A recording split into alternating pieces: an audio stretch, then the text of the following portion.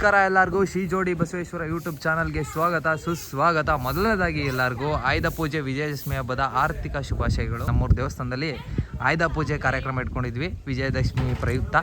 ಹಂಗೆ ಇವತ್ತು ಅಜ್ಜಯಾರು ಪಟ್ಟದಿಂದ ಎದ್ದು ಅಂಬಾಯೋ ಒಂದು ಕಾರ್ಯಕ್ರಮ ಕೂಡ ಇಟ್ಕೊಂಡಿದ್ವಿ. ಯಾವ ರೀತಿ ಆಗುತ್ತೆ, ಯಾವ ರೀತಿ ಮಾಡ್ತೀವಿ, ಯಾವ ರೀತಿ ನಡೆಯುತ್ತೆ ಅನ್ನೋದನ್ನ ನಿಮಗೆ ಸಂಪೂರ್ಣವಾಗಿ ಈ ಒಂದು ಲಾಗ್ನಲ್ಲಿ ತೋರಿಸ್ತೀನಿ.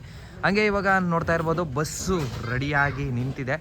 ಸೊ ಅಲಂಕಾರ ನಡೀತಾ ಇದೆ. ಬಸ್ಗೆ ತೊಳೆದು ಎಲ್ಲ ರೆಡಿ ಮಾಡಿದ್ದು ಮಧ್ಯಾಹ್ನನೇ ಮುಗ್ದಿತ್ತು. ಹಂಗೆ ನೋಡ್ತಾ ಇರ್ಬೋದು ಯಾವ ರೀತಿ ಹೀಗೆ ಅಲಂಕಾರ ನಮ್ಮ ರವಿ ಅಣ್ಣವರು, ನಮ್ಮ ಸಿದ್ಧ ಐನಾರ್ ಸಿದ್ಧ ಅವರು ಕೂಡ ರೆಡಿ ಮಾಡ್ತಾ ಇದ್ದಾರೆ ಅಲಂಕಾರ. ಹಾಗೆ ಬಡಿಯೋದು ಮಾಸಿಕ್ ಆಗಿರ್ಬೋದು, ಸ್ಟ್ರಾಚಗಳಾಗಿರ್ಬೋದು ಇನ್ನೂ ತರ್ತಾ ಇದ್ದಾರೆ.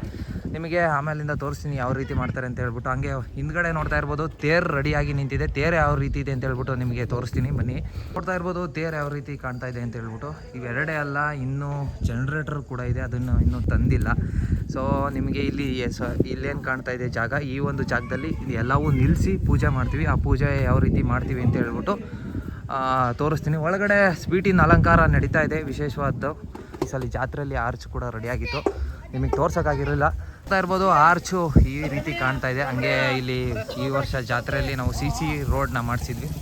ಇದು ಏನಪ್ಪ ಅಂತಂದರೆ ಇಲ್ಲಿ ಗದ್ಗೆ ಇತ್ತು. ನೀವು ಹಳೆ ಲಾಗ್ನ ನೋಡಿದರೆ ನಿಮಗೆ ಗದ್ಗೆ ನೋಡೋಕ್ಕೆ ಸಿಗುತ್ತೆ. ಸೊ ಆ ಗದ್ಗೆನ ಹೊಡೆದಾಕಿರೋ ಕಾರಣದಿಂದ ಈ ಒಂದು ಥರ ಒಂದು ಚಪ್ರ ಹಾಕಿದ್ದಾರೆ. ಇದು ಅಂಬಾಯಿಸಬೇಕಾದ್ರೆ ಬಸವಣ್ಣವ್ರನ್ನ ಇಲ್ಲಿ ಗದ್ಗೆ ಮಾಡಿ ಇಲ್ಲಿ ವಿಶೇಷವಾದಂಥ ಪೂಜೆ ನಡೆಯುತ್ತೆ. ಅದಕ್ಕೋಸ್ಕರ ಎಲ್ಲ ನೀರು ಹಿಡಿದು ಎಲ್ಲ ಅಲ್ಲಿ ಗುಂಡಿ ತೋಡಿ ಎಲ್ಲ ಮಾಡ್ತಾಯಿದ್ದಾರೆ. ಸೊ ನಿಮಗೆ ತೋರಿಸ್ತೀನಿ ಯಾವ ರೀತಿ ಅಂಬಾಯಿಸ್ತೀವಿ ಅಂತ ಹೇಳ್ಬಿಟ್ಟು. ನಮ್ಮೂರಲ್ಲಿ ನೋಡ್ಕೊಂಡ್ರಲ್ಲ ಆರ್ಚ್ ಯಾವ ರೀತಿ ಕಾಣ್ತಾ ಇದೆ ಅಂತ ಹೇಳ್ಬಿಟ್ಟು. ಒಳಗಡೆ ಅಲಂಕಾರ ನಡೀತಾ ಇದೆ. ಬನ್ನಿ ಯಾವ ರೀತಿ ಅಲಂಕಾರ ನಡೀತಾ ಇದೆ ಅಂತ ಹೇಳ್ಬಿಟ್ಟು ನೋಡ್ಕೊಂಬರೋಣ. ಎಷ್ಟು ಸ್ಪೀಡ್ ಆಗಿದ್ದಾವೆ, ಯಾವ ರೀತಿ ಸ್ಪೀಡ್ಗಳನ್ನ ತಂದಿದ್ದೀವಿ ಅಂತ ಹೇಳ್ಬಿಟ್ಟು ನಿಮಗೆ ತೋರಿಸ್ತಾ ಹೋಗ್ತೀನಿ. ಇರ್ಬೋದು ಅಲಂಕಾರ ಯಾವ ರೀತಿ ಕಾಣ್ತಾ ಇದೆ ಅಂತ ಹೇಳ್ಬಿಟ್ಟು.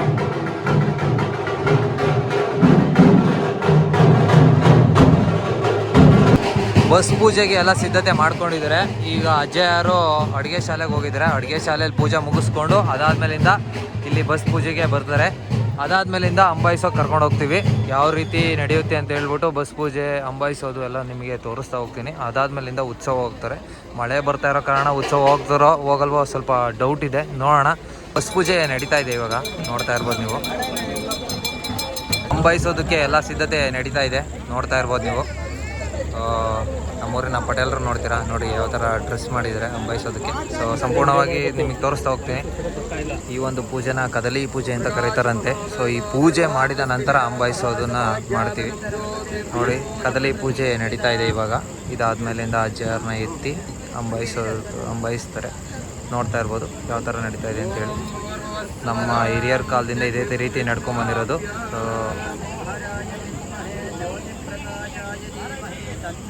ಅವನ್ನ ಹಚ್ಚಿ ಅದಾದ್ಮೇಲಿಂದ ದೇವರೆತ್ತುತ್ತಾರೆ. ದೇವರೆತ್ತಾದ್ಮೇಲೆ ಬಾಳೆ ಕಂದು ಏನು ನೋಡ್ತಾ ಇದ್ದೀರಾ, ಇದು ಕಡ್ದು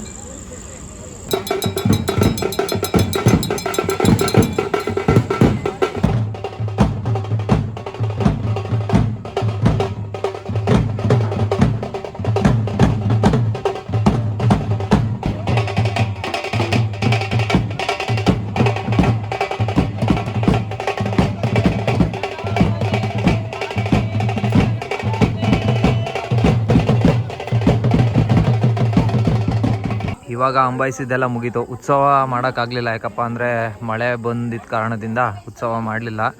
ಸೊ ಈ ಲಾಗ್ನ ಇಲ್ಲಿಗೆ ಎಂಡ್ ಮಾಡ್ತಾ ಇದ್ದೀನಿ. ಇನ್ನು ಯಾರ್ಯಾರು ನಮ್ಮ ಯೂಟ್ಯೂಬ್ ಚಾನಲ್ಗೆ ಸಬ್ಸ್ಕ್ರೈಬ್ ಆಗಿಲ್ಲ ಬೇಗ ಸಬ್ಸ್ಕ್ರೈಬ್ ಮಾಡ್ಕೊಳ್ಳಿ. ಹಂಗೆ ಡಿಸ್ಕ್ರಿಪ್ಷನಲ್ಲಿ ನಾನು ಇನ್ಸ್ಟಾಗ್ರಾಮ್ ಲಿಂಕ್ನ ಕೊಟ್ಟಿದ್ದೀನಿ, ಇನ್ಸ್ಟಾಗ್ರಾಮ್ಗೂ ಕೂಡ ಫಾಲೋ ಮಾಡ್ಕೊಳ್ಳಿ. ಅದರಲ್ಲಿ ಎಲ್ಲ ಅಪ್ಡೇಟ್ಸ್ ಆಗ್ತಾ ಇರುತ್ತೆ. ಸೊ ವಿಶೇಷವಾದಂಥ ಪೂಜೆಗಳು ಮತ್ತು ವಿಶೇಷವಾದಂಥ ಅಲಂಕಾರಗಳನ್ನ ಅದರಲ್ಲೇ ನಾವು ಅಪ್ಡೇಟ್ ಮಾಡ್ತಾ ಇರ್ತೀವಿ.